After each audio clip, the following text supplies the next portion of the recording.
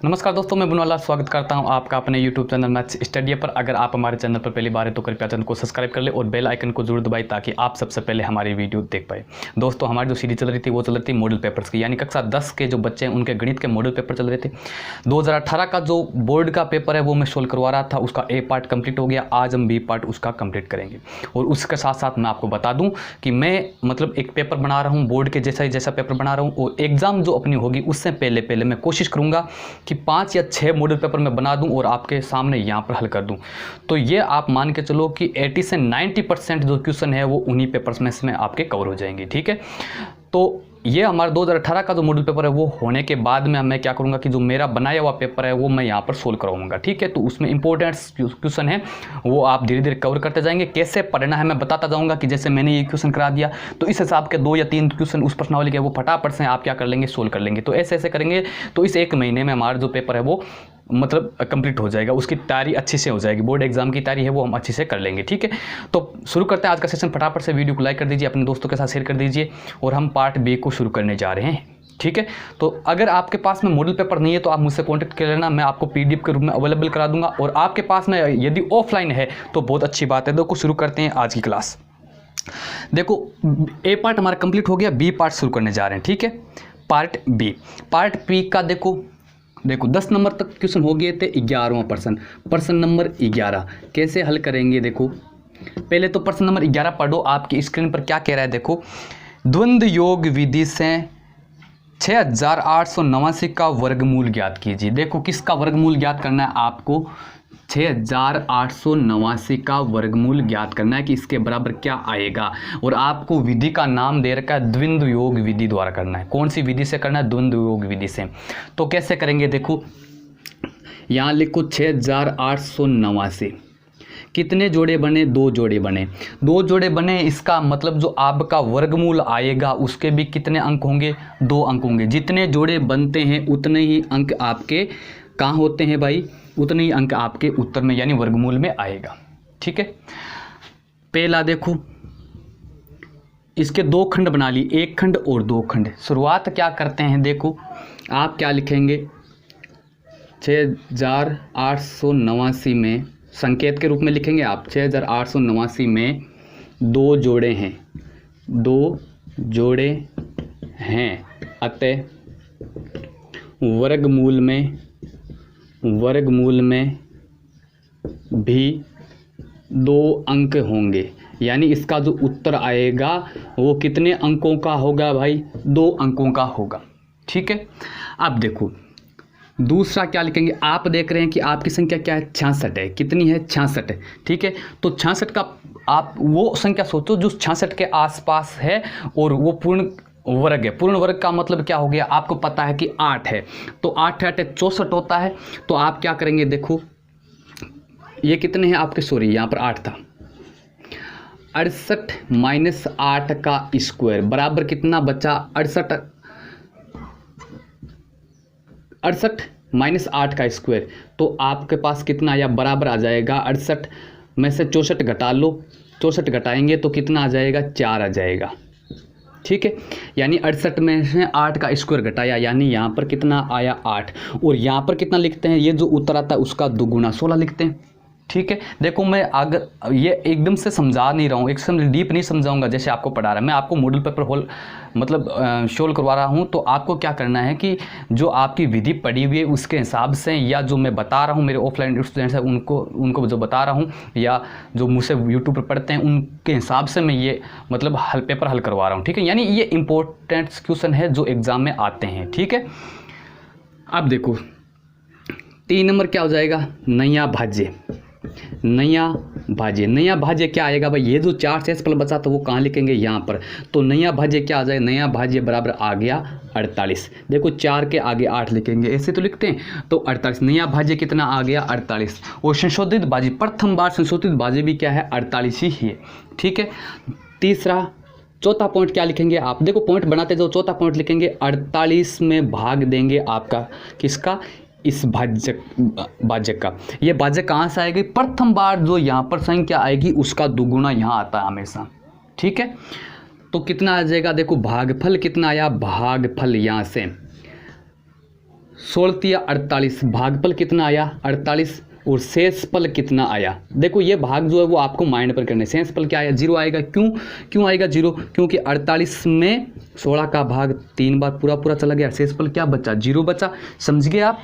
तो शेषफल क्या आ गया 0, और भाग कितनी बार गया 3 बार, तो वो 3 आएंगे यहाँ।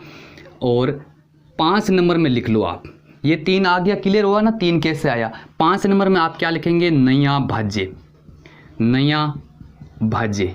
अब शेषफल 0 बचा वो यहाँ लिखूंगा, तो नया भाज्य क्या आ जाएगा बराबर 0 9, यानी नया भाज्य क्या आ गया 9 आ गया। समझे आप? अब आगे क्या करेंगे, देखो कि हमारा उत्तर तो यहाँ कंप्लीट हो गया, क्योंकि 68 89 में 2 जोड़े हैं आते, वर्गमूल में भी 2 अंक होंगे, तो 2 अंक आगे। ये नया भाज्य, अब क्या लिखेंगे संशोधित भाज्य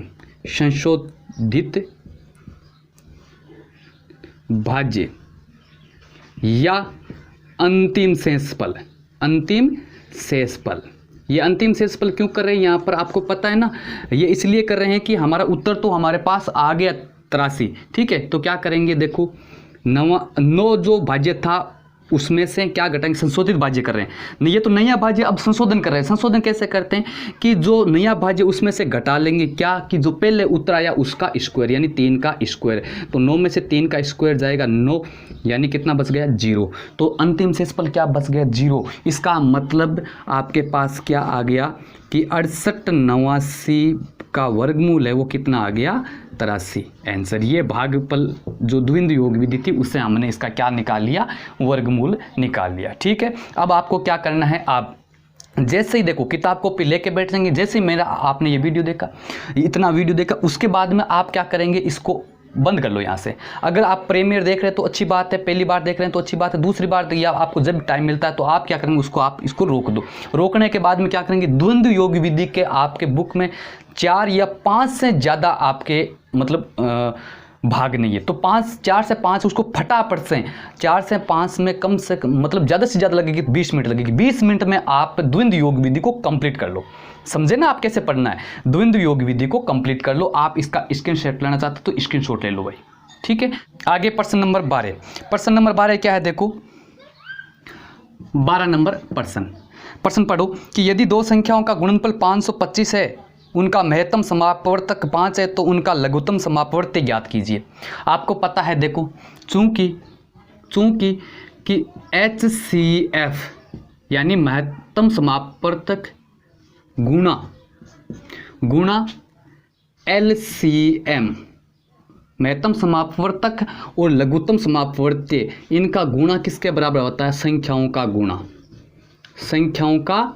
गुणा। 2 नंबर का प्रश्न है, छोटा सा करना है, का गुणा। ठीक है, कैसे करेंगे, मान रख दो HCF महत्तम समापवर्तक दे रखा है आपको, क्या दे रखा है, महत्तम समापवर्तक दे रखा है कितना 5। पूछा क्या आपको, LCM पूछा है, LCM लघुत्तम समापवर्त्य पूछा है। बराबर संख्याओं का गुणा कितना है 525 आपको दे रखा है। छोटा सा प्रश्न है, कुछ करना ही नहीं है। बराबर आपको तो LCM चाहिए, तो LCM बराबर 525, ये 5 गुणा में है, बट्टा में चला जाएगा, तो LCM बराबर 5 का भाग 5 में एक बार, शेषफल 0, 0 का आगे 2 लिखूंगा, भाग टूट गया, भाग टूटने पर 0 आगे लिखूंगा 5, 25, 25 में 5 का भाग 5 बार, यानी LCM कितना आ गया भाई 5। छोटा सा प्रश्न है, ये आपको यदि याद है तो क्वेश्चन में कुछ भी नहीं है। अब आपको काम क्या होगा, वीडियो को रोको, फटाफट से इस प्रकार के 3 या 2 या 1 भी क्वेश्चन है उसको फटाफट से मिला लो, बस रिविजन हो गया। समझे ना? तो इस प्रकार आपको ये 12वां प्रश्न मैंने करवा दिया। नेक्स्ट प्रश्न देखो 13वां प्रश्न पढ़ो, क्या है, स्क्रीन पर दे रखा है आपके कि एक घन का संपूर्ण पृष्ठीय क्षेत्रफल 216 वर्ग मीटर है, घन की भुजा ज्ञात कीजिए। अब देखो क्या दे रखा है, प्रश्न नंबर 13 हल कैसे करेंगे, दिया गया लिखो भाई, दिया गया क्या है, घन का संपूर्ण पृष्ठीय क्षेत्रफल, संपूर्ण पृष्ठीय क्षेत्रफल बराबर कितना दे रखा है, 216 दे रखा है। ठीक है, 216 वर्ग, आगे इकाई क्या दे रखी है भाई, आपको दे रखी है वर्ग मीटर, तो लिख दो वर्ग मीटर।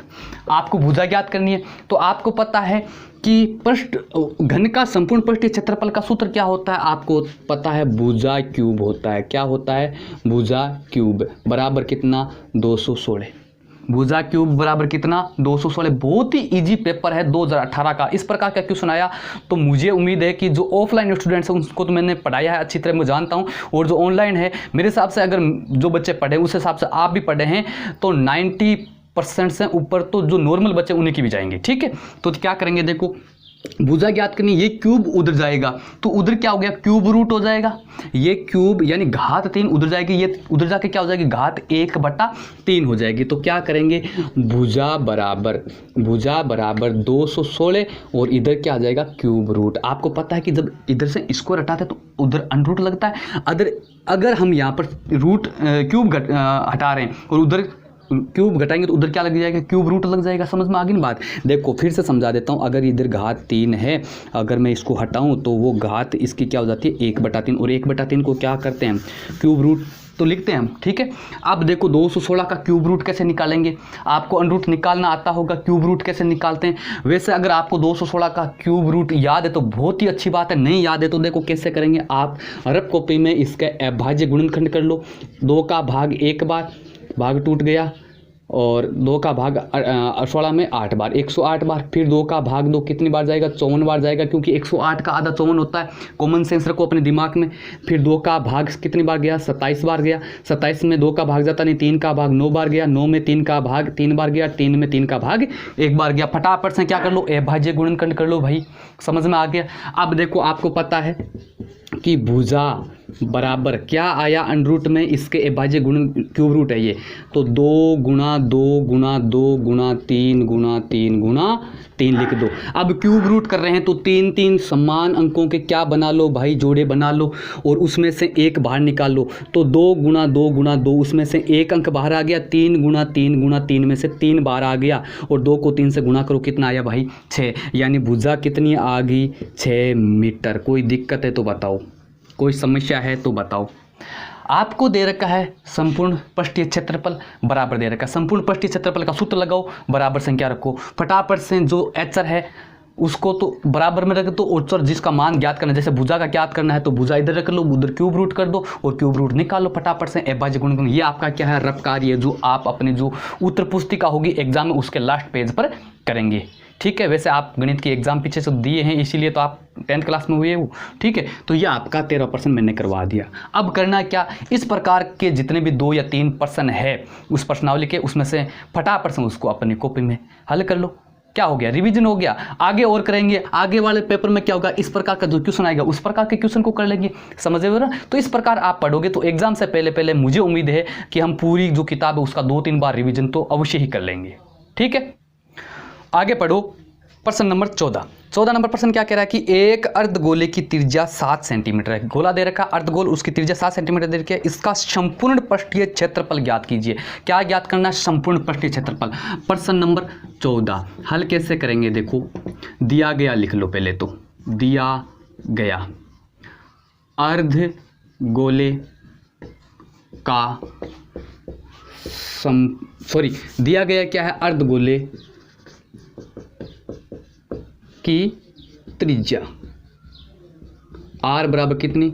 7 सेंटीमीटर दे रखी है। आपको पूछा क्या? अर्धगोले का संपूर्ण पृष्ठीय क्षेत्रफल। अब देखो 2 प्रकार के क्षेत्रफल पूछ सकता है। एक तो होता है संपूर्ण पृष्ठीय क्षेत्रफल और एक होता है वक्र पृष्ठीय क्षेत्रफल। दोनों का अलग अलग सूत्र याद होना चाहिए। देखो अर्धगोले का संपूर्ण पृष्ठीय क्षेत्रफल होता है 3 पाई आर स्क्वायर और वक्र पृष्ठीय क्षेत्रफल का मतलब होता है 2 पाई आर स्क्वायर। ये सूत्र आपको याद रखने हैं। अगर सूत्र याद है तो बस कोई दिक्कत नहीं है। तो क्या करेंगे? अब आपको ज्ञात क्या करना है? अर्धगोले का संपूर्ण पृष्ठीय क्षेत्रफल, क्योंकि अर्धगोले का संपूर्ण पृष्ठीय क्षेत्रफल बराबर क्या होता है? 3 पाई आर स्क्वायर होता है। अर्धगोले का संपूर्ण पृष्ठीय क्षेत्रफल का सूत्र क्या होता है? 3 पाई आर स्क्वायर। मान रख दो 3 गुणा पाई का मान कितना होता है? 22/7 गुणा आर का मान कितना होता है? 7 गुणा 7। 7 स्क्वायर तो 7 गुणा 7, एक 7 है तो एक 7 कट जाएगा। अब क्या करेंगे आप रफ कॉपी में अपनी जो एग्जाम में उत्तर पुस्तिका होगी उसके लास्ट पेज में क्या करेंगे, आपको गुणा करना है। 22 को 3 से किया तो 22 या 66 होता है, उसको क्या कर लेंगे 7 से गुणा कर लेंगे। तो 7 छक्के 42 केरी 4, 7 छक्के 42 और 4 कितने हो गए 46। 42 और 4 कितने हो गए 46, तो 462। तो आगे क्या आ जाएगा 462। सेमी दे रखा है तो सेमी का स्क्वायर आ जाएगा। याद रखना है क्षेत्रफल में हमेशा इकाई के स्क्वायर लगाना है और आयतन में हमेशा इकाई के क्यूब लगाना है। ये तो सारी चीज़ें छोटी छोटी आप जानते होंगे, क्योंकि हम क्या कर रहे हैं मॉडल पेपर हल कर रहे हैं। तो ये आपका 14वां प्रश्न कंप्लीट हुआ। आगे पढ़ो प्रश्न नंबर 15 नंबर प्रश्न है वो बहुत ही इंपॉर्टेंट है। देखो डीप क्वेश्चन पूछा है एग्जामिनर ने।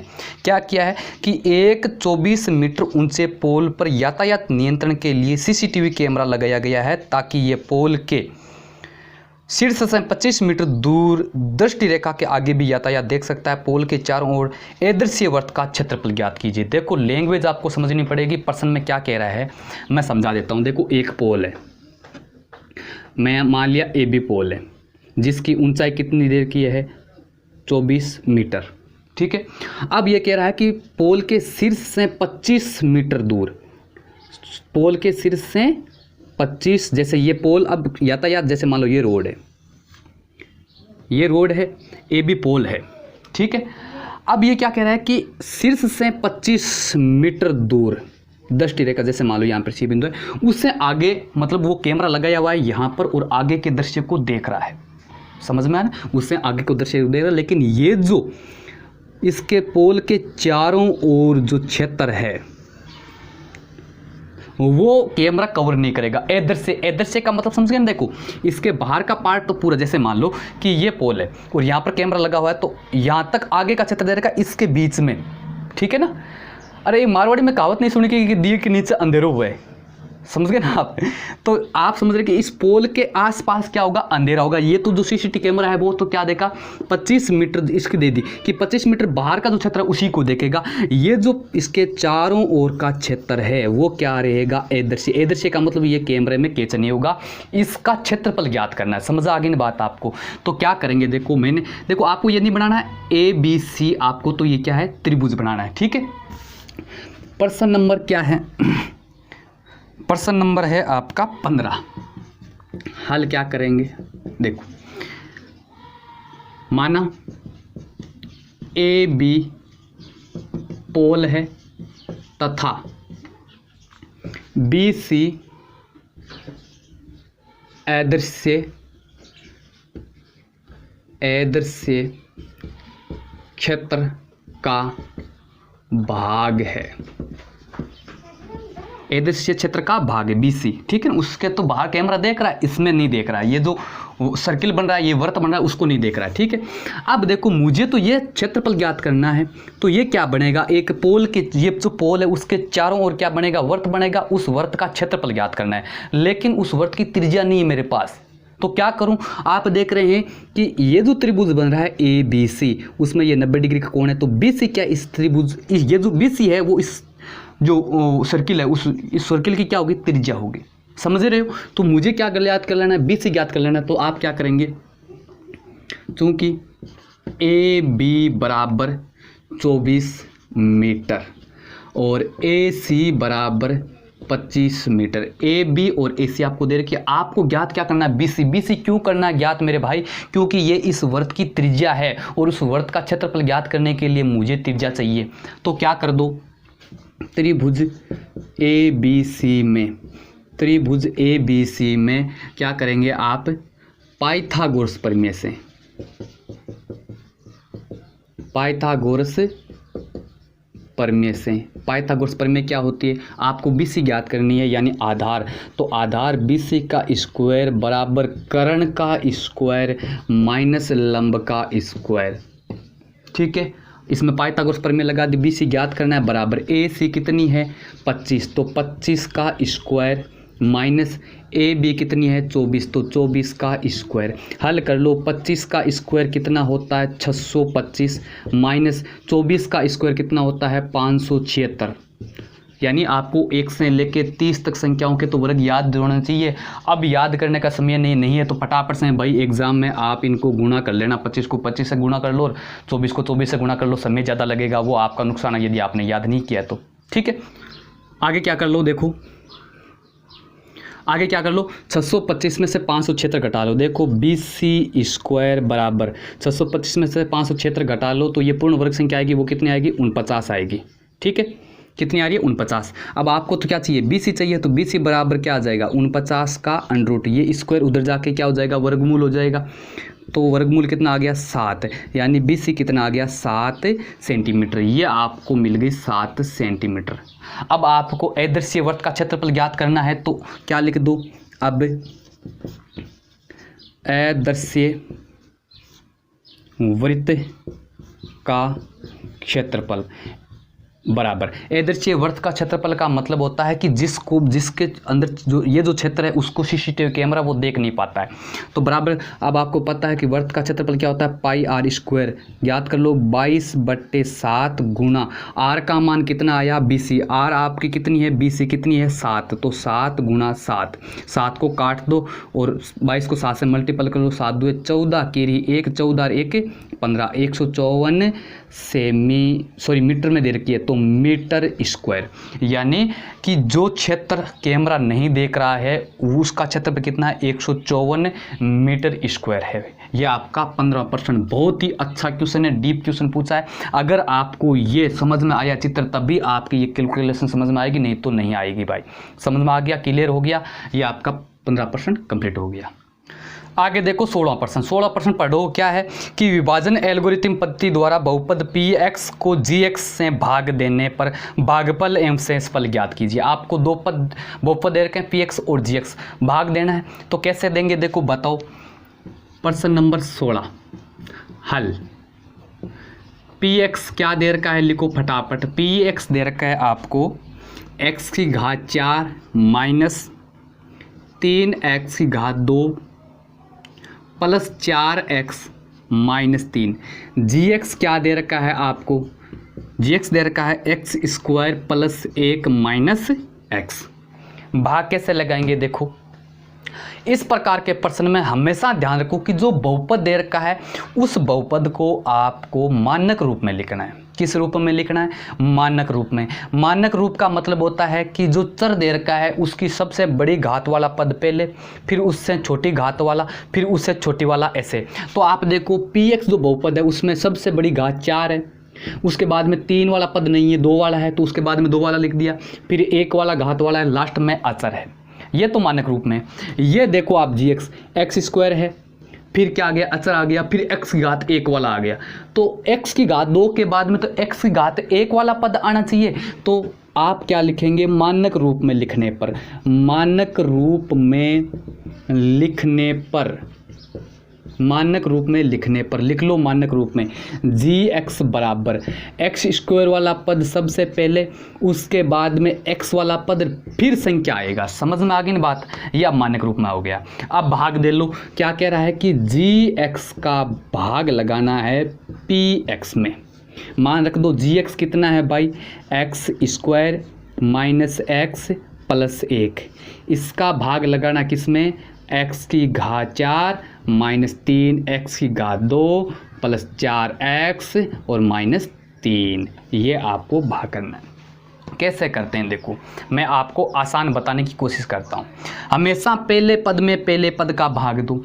पहला पद क्या है x की घात 4 और इधर पहला पद क्या है x की घात 2, यानी x की घात 4 में x की घात 2 का भाग दो। आपको पता है कि भाग में घातें घट जाती है तो x की घात 4 में से 2 जाएगा, कितना बचा 2। भाग कितनी बार गया x की घात 2 बार। यहाँ लिखो x की घात 2, ठीक है। ये जो भागफल आया इसको पूरा वापस भाजक से गुणा करना है, तो गुणा करो x की घात 2 को x की घात 2 से गुणा करेंगे तो x की घात 4। यहाँ लिखो x की घात 4। एक्स स्क्वायर को माइनस एक्स से गुणा करूंगा तो माइनस एक्स की घात 3 आएगा। 2 ये और 1 ये 3 गुणा में घातें जुड़ती है भाई, तो x की घात 3 आया। लेकिन यहाँ पर भाज्य में देखो x की घात 3 वाला पद नहीं है, तो उसको कहाँ लिखेंगे, x की घात 4 और x की घात 2 वाले के बीच में, तो माइनस एक्स की घात 3। एक्स स्क्वायर को 1 से गुणा किया तो क्या आया, एक्स स्क्वायर, और वो एक्स स्क्वायर के नीचे वाले पद के नीचे लिखेंगे। ठीक है, घटा लो भाई, घटाने पर क्या आया, देखो ये माइनस का, ये प्लस का, ये माइनस का, चिन्ह बदल जाते हैं। एक्स की घात 4 में एक्स की घात 2, एक्स की घात 4 गया, एक्स की घात 4 प्लस एक्स की घात 4 माइनस 0। इधर 0 एक्स की घात 3 है, यानी कुछ भी नहीं है, और उसमें मैं जोड़ूं एक्स की घात 3 तो कितना आया, एक्स की घात 3। फिर देखो माइनस एक्स की घात 2, सॉरी माइनस 3 एक्स की घात 2, यानी एक्स की घात 2 कितने, माइनस 3, और इधर एक्स की घात 2 कितने, माइनस 1, तो माइनस 3 और माइनस 1 कितना हो गया, माइनस के 4 एक्स की स्क्वायर। एक्स की घात 2, एक्स की घात 2 समान पद है, चिन्ह भी समान है, जुड़ गए, प्लस आगे वाला ज्यों का त्यों लिख दो, 4x माइनस 3। नया भाज्य प्राप्त हुआ। इस नए भाज्य में वापस भाजक का भाग देंगे। कैसे देंगे, प्रथम पद में प्रथम पद का भाग, प्रथम पद है x की घात 3, इधर प्रथम पद है x की घात 2। आपको पता है x की घात कितनी बचेगी, 3 में से 2 जाएगा 1, यानी भाग कितनी बार गया, x बार। लिखो यहाँ x को फिर इससे गुणा करना है, तो x को x स्क्वायर से किया x की घात 3, x को माइनस x किया तो माइनस x की घात 2, x को 1 से किया तो x। कोई दिक्कत, चिन्ह चेंज कर दो, ये माइनस का, ये प्लस का, ये माइनस का, x की घात 3 प्लस का, x की घात 3 माइनस का, घटाएंगे 0 बचा। यहाँ देखो minus 4x square plus x square, तो 4x में एक्स स्क्वायर में से 1 एक्स स्क्वायर चला जाएगा तो 3x स्क्वायर बचेगा। कितना बचेगा, 3x स्क्वायर। यहाँ 4x स्क्वायर बड़ा है, माइनस का है, तो ये भी माइनस का। इधर देखो 4x प्लस का और x माइनस का, तो इधर क्या बचा, माइनस का 3x।